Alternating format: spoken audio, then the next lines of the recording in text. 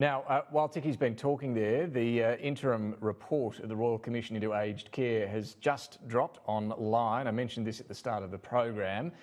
We are expecting to hear from the Minister, Richard Colbeck, coming up shortly as well. He's going to be holding a press conference. But let me just tell you, because they don't muck around here, I've just opened up the link to it. The Royal Commission has found the aged care system fails to meet the needs of its older, vulnerable citizens. It does not deliver uniformly safe and quality care, is unkind and uncaring towards older people, and in too many instances it neglects them. The commissioners say their inquiries led them to describe the aged care system as, quote, a shocking tale of neglect. That is some pretty powerful language right off the top there. They go on to say the neglect we've found in this Royal Commission to date is far from the best that can be done. Rather, it is a sad and shocking system that diminishes Australia as a nation. Wow.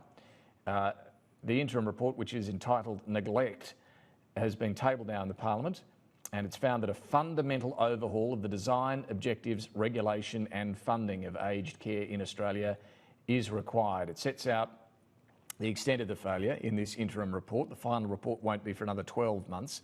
But they describe the problems that older people and their families have in trying to access the aged care system, the shortfalls they face, the dispiriting nature of residential care, serious substandard care and unsafe practice, underpaid, undervalued, insufficiently trained workforce, and the isolation of young people with disabilities who are in aged care as well. So scathing.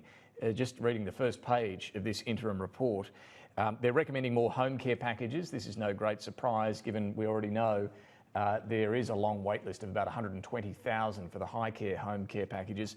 16,000 people died last year alone while on the wait list for home care. So they're recommending more home care packages. They're recommending to respond to the significant over-reliance on chemical restraint in aged care, to speed up the process of getting young people who are already in aged care, to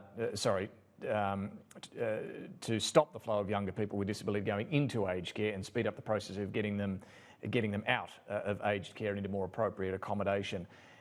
The report says the system is systematic with its problems. It's designed around transactions, not relationships or care.